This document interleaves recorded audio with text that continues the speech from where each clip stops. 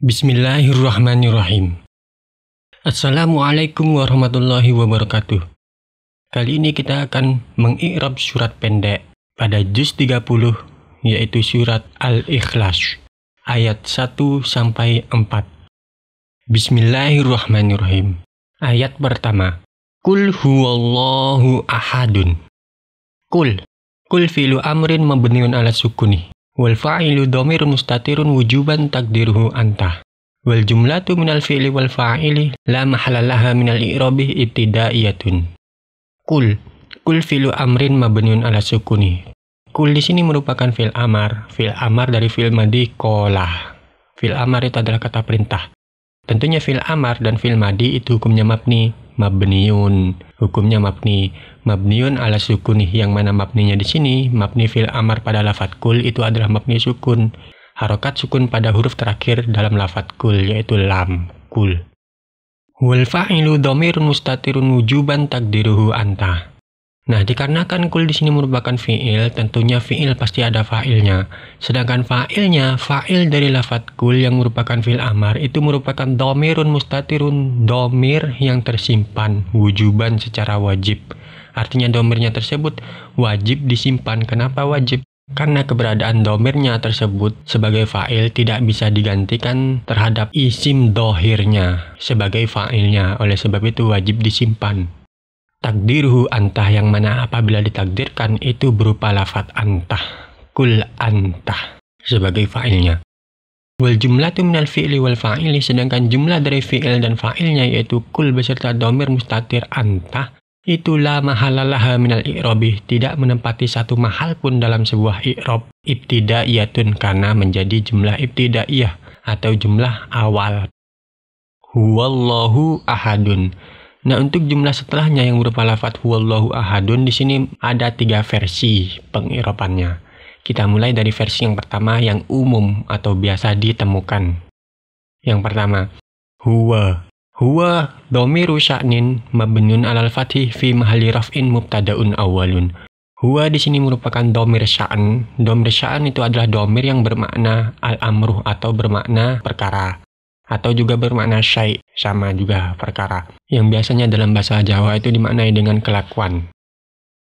Mabniun, tentunya domir, semua isim domir itu hukumnya mabniun alal fathih. Mabninya sesuai dengan harokat pada huruf akhirnya masing-masing. Karena di sini pada huruf wawunya tersebut berharokat fathah, maka mabninya mabni fathah. Yang dimaksud dengan mabni di sini adalah huruf terakhirnya tersebut tidak terpengaruh atau tidak berubah disebabkan dengan berbedanya amil yang masuk. Baik itu masuk terhadapnya amil rofa, nasab ataupun jer, maka harokat terakhir pada huruf huwa tersebut tetap dibaca huwa, tidak dibaca hu ataupun hui. Itu disebut dengan mabni. Nah, di sini mabniun alal fathih, mabninya di sini adalah mabni fathah. Fi mahli rafin mubtada'un awwalun. Nah, huwa di sini dalam hal rofa karena menjadi mubtada awal. Kenapa menjadi mubtada awal? Karena nantinya ada lafadz setelahnya yang menjadi mubtada yang kedua. Mubtada awal itu artinya mubtada yang pertama. Allahu lafdzul jalalati mubtada'un tsanin marfu'un. Allahu di sini merupakan lafadz jalalah yang menjadi mubtada yang kedua. Karena huwa di sini merupakan mubtada pertamanya. Mubtada keduanya di sini adalah Allahu marfu'un, yang mana mubtada itu hukumnya rofa. Wa alamatu raf'ihi ad-dhammatu, sedangkan tanda rofa'nya di sini dengan menggunakan harakat dhammah pada akhir lafadznya yaitu Allahu. Menggunakan dhammah karena Allahu merupakan isim mufrad. Isim mufrad rofa'nya dengan menggunakan harakat dhammah. Ahadun. Nah, ahadun di sini khobarul mubtada itsani marfu'un, merupakan khobar mubtada yang kedua. Artinya ahadun di sini menjadi khobar dari lafadz Allahu yang selaku mubtada kedua. Tentunya khobar di sini hukumnya marfu'un, harus dibaca rofa. Wa alamatu raf'ihi ad-dhammatu, sedangkan tanda rofa dari lafadz ahadun itu adalah harokat dhammah juga sama seperti lafadz Allahu pada akhir lafadznya yaitu ahadun. Perbedaannya pada lafadz ahadun di sini bertanwin, sedangkan pada lafadz Allahu itu tidak ada tanwin karena lafadz ahadun di sini nakiroh, tidak kemasukan al, sedangkan lafadz Allahu di situ kemasukan al. Oleh sebab itu tidak bertanwin. Karena tanwin dan al itu tidak bisa masuk dalam satu tempat yang sama, harus bergantian. Wal jumlatu minal mubtada'i tsani wa khabarihi fi mahalli raf'in khabarul mubtada'il awwali. Sedangkan jumlah dari mubtada yang kedua beserta khabarnya yaitu lafaz Allahu dan ahadun. Allahu mubtada kedua, ahadun khabar dari mubtada yang kedua. Fi mahalli raf'in itu dalam keadaan mahal rafa. Karena menjadi khabarul mubtada'il awwali, karena menjadi khabar mubtada yang pertama. Jadi huwa itu merupakan mubtada pertama, khabarnya itu adalah jumlah Allahu dan ahadun. Sedangkan Allahu di sini menjadi mubtada yang kedua yang mempunyai khabar berupa ahadun. Itu maksudnya. Nah, untuk jumlah dari huwallahu ahadun, wal jumlatu minal mubtada'il awwali wa khabarihi fi mahalli nasbin maf'ulun bihi maqulul qauli. Sedangkan jumlah dari mubtada pertama beserta khabarnya yang berisi mubtada kedua dan khabar yaitu huwallahu ahadun itu dalam mahal nasab. Kenapa dalam mahal nasab? Karena menjadi maf'ul bih dari lafaz kul. Sekaligus jumlah tersebut menjadi jumlah maqlul qaul, yaitu jumlah yang menjadi isi dari sebuah perkataan. Kul, katakanlah wahai Muhammad. Apa isi dari perkataan tersebut? Yaitu huwallahu ahadun, yaitu dialah Allah, zat yang maha esa. Nah, isi dari perkataan dari katakanlah Muhammad atau kata yang harus dikatakan oleh Nabi Muhammad itu disebut dengan jumlah maqulul qaul yang berupa huwallahu ahadun. Tentunya jumlah maqulul qaul di sini hukumnya nasab karena menjadi maf'ul bih dari lafaz kul. Nah, itu merupakan versi pertama dalam pengirapan huwallahu ahadun sendiri. Nah, untuk versi yang kedua di sini huwa dhamirun munfasilun mabniun 'alal fathi fi mahalli raf'in mubtada'un. Huwa di sini dihukumi sebagai dhamir munfasil atau dhamir yang berdiri sendiri, yang mabniun, yang hukumnya mabni. Mabninya di sini tentunya mabni terhadap fathah huwa fi mahalli raf'in mubtada'un dalam mahal rafa karena menjadi mubtada. Artinya dalam versi yang kedua di sini huwa di sini dihukumi sebagai mubtada saja, bukan sebagai mubtada pertama ataupun mubtada kedua. Dalam versi yang pertama, huwa di sini adalah mubtada yang pertama, sedangkan mubtada yang keduanya di situ adalah Allahu. Nah, untuk yang versi yang kedua di sini hanya sebagai mubtada saja, tidak ada istilah mubtada pertama ataupun mubtada kedua. Nah, untuk lafaz Allahunya di sini adalah Allahu lafdzul jalalati khobarul mubtada'i. Lafaz Allahu di sini merupakan lafaz jalalah yang menjadi khobar mubtada huwa selaku dhamir munfasil. Nah, wal jumlatu minal mubtada'i wal khabari fi mahalli nasbin maqulul qauli. Sedangkan jumlah dari mubtada dan khobarnya yaitu huwallahu itu dalam hal nasab juga karena menjadi maqulul qaul. Nah, untuk versi yang kedua, ahadun di sini bisa mempunyai dua kedudukan. Artinya tidak menjadi khobar dari mubtada yang kedua yang berupa lafaz Allahu. Nah, di sini untuk versi yang kedua, lafaz ahadun itu merupakan badalun au khobarun li mubtada'in mahdzufin. Itu menjadi badal atau pengganti dari lafaz Allahu. Artinya menjadi nama lain dari lafaz Allahu. Yang asalnya ahadun itu adalah lafaz wahidun. Ada yang mengatakan hamzah pada lafaz ahadun itu merupakan pengganti hamzah badal dari huruf waw yang dibuang karena keumumannya. Artinya sudah lazim penggunaan lafaz ahadun yang artinya zat yang maha esa. Oleh sebab itu pantas menjadi badal dari lafaz Allahu karena nama lain dari Allah. Wahidun, zat yang maha esa atau zat yang tunggal. Menjadi badal dari Allahu. Tentunya badal karena merupakan salah satu kata yang tabi harus mengikuti kedudukan dari lafaz yang dibadalkan atau yang menjadi mubdal minhunya yang berupa lafaz Allahu. Karena Allahu di sini rofa menjadi khobar, maka ahadun juga harus dibaca rofa karena tabi kepada lafaz Allahu.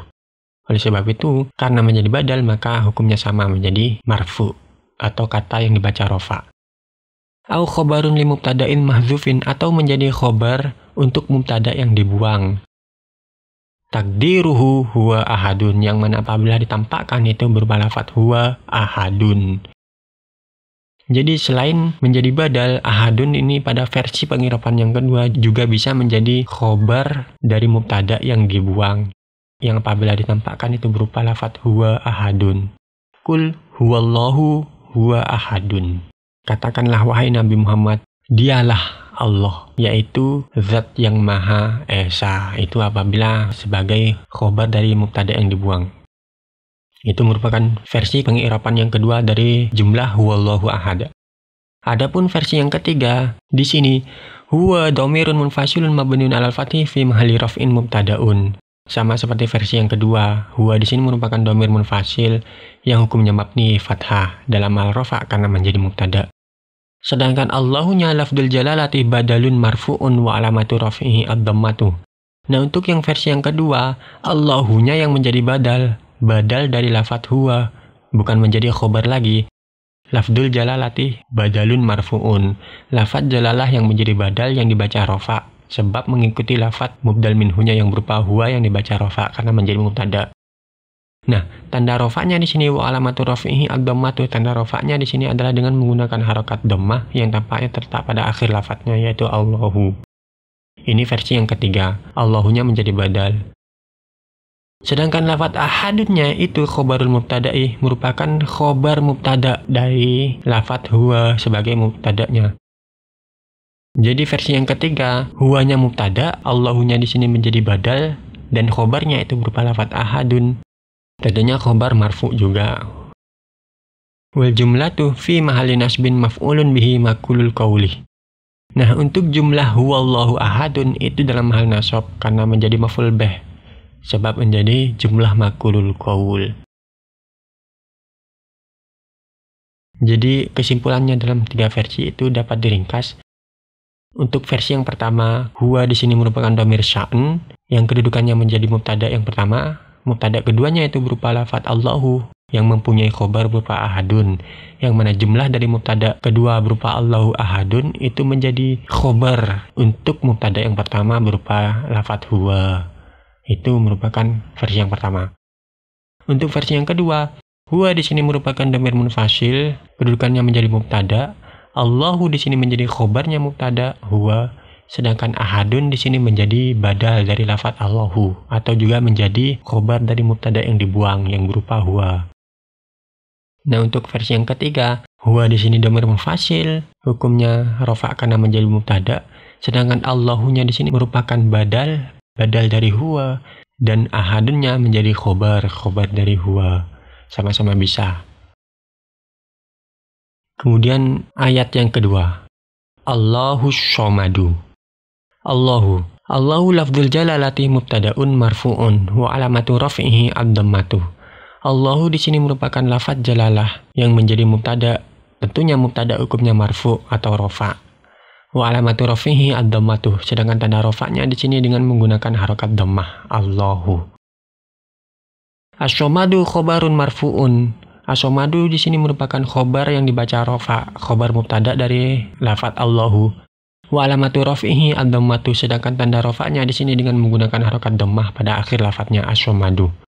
Wal jumlatu minal mubtada'i wal khobari la mahalalaha minal i'rabi istinafiyatun. Sedangkan jumlah dari mubtada dan khobarnya yaitu Allahu shomadu, Allahu mubtada, as-shomadu khobarnya. Ini la mahalalaha artinya tidak mempunyai mahal dalam sebuah pengirapan. Istinafiyatun karena menjadi jumlah istinafiyah, jumlah pengawalan awal dari jumlah baru. Ayat ketiga, lam yalid wa lam yulad. Lam harfu nafyin wa jasmin wa qalbin mabniun ala sukuni. Lam di sini mempunyai 3 nama, yaitu yang pertama harfu nafyin, huruf nafi, bermakna tidak atau menafikan fi'il mudhari' setelahnya, artinya memberikan makna tidak terhadap fi'il setelahnya. Itu dimaksud dengan huruf nafi.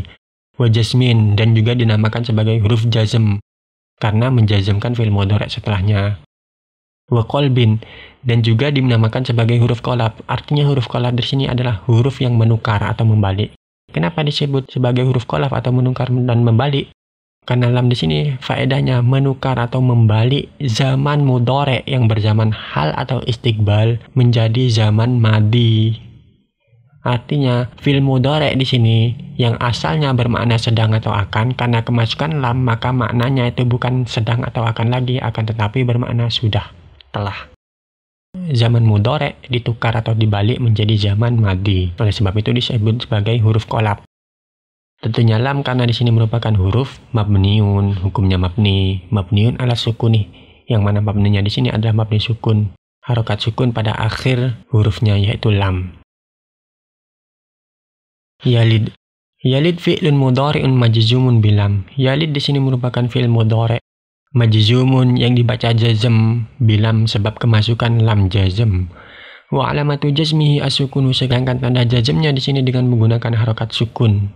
Sukun pada akhir lafadznya, yaitu pada huruf dal. Lam yalid. Kenapa sukun? Karena fi'il mudhari'nya tidak bertemu dengan syai'. Baik itu pada akhirnya tidak berupa huruf ilat ataupun tidak bertemu dengan nun yang terdapat pada af'alul khamsah.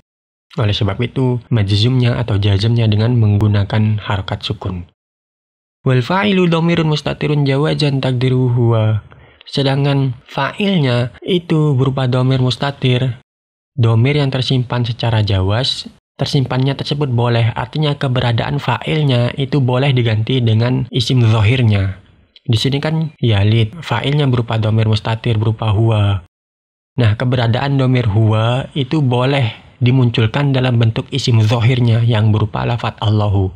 Lam yalid Allahu. Allah tidak beranak. Itu boleh. Berbeda dengan tadi pada lafadz kul yang tidak boleh. Karena keberadaannya tersebut tidak bisa diganti dengan isim zahirnya. Keberadaan fa'ilnya yang berupa antah tidak bisa diganti dengan fa'il isim zahirnya yang berupa Muhammad. Kan Muhammad isim zahirnya. Kul antah ya Muhammad. Kul Muhammad. Kan kalau disebutkan Muhammadnya bukan menjadi fa'il lagi. Kul akan tetapi menjadi maf'ulnya. Kul Muhammadan. Bukan menjadi fa'il lagi. Oleh sebab itu wajib disimpan. Karena keberadaan fa'il domirnya tidak bisa digantikan dengan isim zahirnya. Oleh sebab itu, mustatirnya tersebut wujuban pada lafadz kul. Sedangkan pada lafadz yalid di sini jawazan. Keberadaan fa'ilnya boleh ditampakkan dalam bentuk isim zahirnya yang berupa lafadz Allahu. Takdiru huwa, yang mana fa'il domir mustatirnya itu apabila ditampakkan itu berupa lafadz huwa. Wal jumlatu minal fi'li wal fa'ili la mahalalaha minal i'rabi istinafiyatun. Sedangkan jumlah dari fi'il dan fa'ilnya yaitu lam yalid itu tidak dalam satu mahal pun karena menjadi jumlah istinafiyah. Wa lam yulad. Wa al-waw harfu atfin. Wa di sini merupakan huruf ataf. Tentu saja huruf di sini hukumnya mabni. Mabninya di sini adalah mabni fathah. Mabniun alal fathi. Mabni fathah, mabni terhadap harokat fathah pada akhirnya, pada huruf wawunya tersebut, wa, karena hurufnya di sini hanya satu, wa.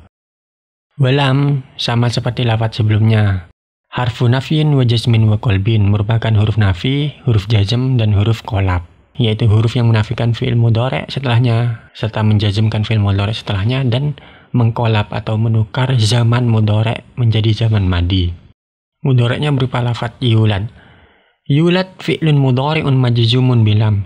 Yulad di sini merupakan fi'il mudhari' yang dibaca jazm sebab kemasukan huruf lam yang merupakan amil jazim. Wa alamatu jazmihi as-sukunu, sedangkan tanda jazmnya di sini dengan menggunakan harokat sukun pada akhir lafadznya yaitu yulad. Wa huwa mabniun lil majhuli, yang mana fi'il mudhari' tersebut merupakan fi'il mudhari' mabni majhul, yaitu kata kerja yang bermakna pasif, yang artinya tidak dilahirkan. Kata kerja aktifnya di sini adalah yalid, melahirkan. Lam yalid tidak melahirkan. Bentuk pasifnya atau mabni majhulnya itu adalah yulad. Walam yulad tidak dilahirkan. Nah, karena di sini merupakan fi'il mabni majhul, tentunya tidak mempunyai fa'il, akan tetapi mempunyai naibul fa'il. Naibul fa'il di sini asalnya merupakan maf'ul. Maf'ul yang mengganti posisi fa'il dalam mahal rofa karena kekosongan atau ketidakadaan fa'il dalam fi'il mabni majhul. Karena menggantikan, hukumnya juga menjadi rofa yang asalnya nasab karena menjadi maf'ul. Nah, naibul fa'ilnya di sini adalah wa naibul fa'ili dhamirun mustatirun jawazan taqdiruhu huwa. Naibul fa'ilnya untuk lafadz yulad ini merupakan dhamir mustatir jawaz. Dhamir yang tersimpan secara jawaz, takdiruhu huwa, yang mana apabila ditampakkan itu berupa dhamir huwa. Yulad huwa. Wal jumlatu minal fi'li wa na'ibil fa'ili ma'tufatun ala ma qablaha. Sedangkan jumlah fi'il beserta naibul fa'ilnya yaitu yulad huwa atau walam yulad huwa itu merupakan jumlah yang diatafkan terhadap jumlah sebelumnya yang berupa lam yalid. Kenapa diatafkan? Karena terletak celah huruf ataf yang berupa waw. Oleh sebab itu, lafadz setelah waw harus diatofkan atau mengikuti terhadap jumlah sebelumnya, yaitu lam yalid. Yang mana lam yalid di sini jumlahnya itu merupakan jumlah istinafiyah. Artinya la mahalalah minal i'rabi. Tentu saja lam yulad yang mengikuti jumlah lam yalid itu juga la mahalalah minal i'rabi. Karena istinafiyah juga. Karena tabi terhadap lam yalid selaku istinafiyah. Ayat keempat. Walam yakun lahu kufuwan ahadun. Kalau ditajwidkan, walam yakun lahu kufuwan ahad. Wa, al-waw harfu atfin. Waw di sini merupakan huruf ataf. Mabniun alal fathi, yang mana setiap huruf itu hukumnya mabni. Mabninya di sini adalah mabni fathah. Lam, ini sama seperti sebelum-sebelumnya. Harfu nafin wa jazmin wa qalbin, merupakan huruf nafi, huruf jazm, dan huruf qalab. Mabniun ala sukun, yang mana hukumnya mabni. Mabninya di sini adalah mabni sukun, lam. Yakun. Yakun fi'lun mudhari'un nakisun majzumun bilam. Yakun di sini merupakan fi'il mudhari'. Fi'il mudhari' yang nakis merupakan fi'il nakis. Fi'il nakis tentunya merupakan salah satu dari amil nawasikh. Yang mana amil nawasikh di sini jika berupa fi'il tidak mempunyai fa'il, akan tetapi mempunyai isim yang asalnya itu adalah mubtada, dan juga mempunyai khobar yang asalnya itu adalah khobarnya mubtada. Nah, fi'il nakisnya di sini berupa yakun majzumun, itu dijazmkan bilam sebab kemasukan huruf lam selaku amil jazim. Wa alamatu jazmihi asukunu, tanda jazmnya di sini dengan menggunakan harokat sukun pada akhir lafadznya yakun. Karena fi'il mudhari'nya pada akhirnya tidak berupa huruf ilat atau tidak bertemu dengan huruf nun yang terdapat pada af'alul khamsah. Oleh sebab itu jazmnya dengan menggunakan harokat sukun. Lahu. Lahu al-lamu harfu jarrin mabniun alal fathi. Huruf lam pada lafadz lahu itu merupakan huruf jar mabniun alal fathi, yang mana huruf hukumnya mabni. Mabninya di sini adalah mabni fathah, la. Asalnya di sini adalah li. Karena lamnya di sini bersambung atau ditempeli oleh domir muttasil selain ya domir, maka lam jarnya di sini dibaca la. Tapi jika dilepaskan dari domir muttasilnya tersebut, maka balik kepada asal dibaca menjadi li. Wal ha'u dhamirun muttasilun mabniun 'ala dhammih. Sedangkan haknya yang menempel pada la itu merupakan dhamir muttasil atau dhamir yang selalu menempel, mabniun 'ala dhammih. Tentunya semua isim dhamir itu hukumnya mabni. Mabninya di sini adalah mabni dhammah hu. Fi mahalli jarrin bil lamih, dalam mahal jar sebab kemasukan huruf jar lam. Kufuwan. Kufuwan khobaru yakun muqaddamun mansubun wa alamatu nasbihi al-fathatu. Kufuwan di sini merupakan khobar muqaddam. Khobar muqaddam artinya khobarnya yakun yang didahulukan dari isimnya, dari mubtada'nya, yang mana mubtada'nya tersebut telah dialih rupakan menjadi isim dari amil nawasikh yakun. Karena yakun di sini faedahnya adalah tarfa'ul ismah wa tansibul khobar. Merafakkan mubtada menjadi isimnya yakun, kemudian menasabkan khobar mubtada menjadi khobarnya yakun. Asalnya di sini adalah yakun ahadun kufuwan. Isimnya di sini adalah ahadun. Karena di sini muqaddam didahulukan, maka kufuannya mendahului dari ahadun selaku isimnya. Isimnya yakun. Nah, di sini mansubun khobar yakun ini hukumnya nasab. Wa alamatu nasbihi al-fathatu. Sedangkan tanda nasabnya di sini menggunakan harakat fathah pada akhir lafadznya, yaitu kufuwan. Ahadun. Ahadun ismu yakun muakhorun marfu'un. Ahadun di sini merupakan isimnya yakun yang diakhirkan. Kalau dalam istilah mubtada khobar itu ada namanya khobar muqaddam dan mubtada muakhor. Nah, ahadun di sinilah yang menjadi mubtada muakhor. Karena kemasukan yakun, maka mubtada'nya diakuisisi atau dikudeta menjadi isimnya yakun. Mubtada muakhornya yang berupa ahadun di sini menjadi isim muakhor dari lafadz yakun. Tentunya isimnya yakun di sini marfu'un, hukumnya rafa. Wa alamatu raf'ihi ad-dhammatu, tanda rafa'nya di sini dengan menggunakan harokat dhammah pada akhir lafadznya, yaitu ahadun.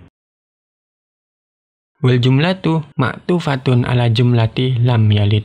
Sedangkan jumlah dari lam yakun lahu kufuwan ahadun itu merupakan jumlah yang diatofkan terhadap jumlah sebelumnya yang berupa lam yalid.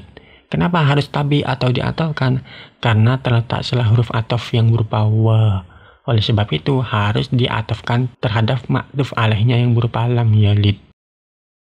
Nah, karena diatafkan tentunya mahal dari jumlah lam yakun lahu kufuwan ahad. Di sini la mahalalah minal i'rabi, tidak menempati satu mahal pun. Kenapa?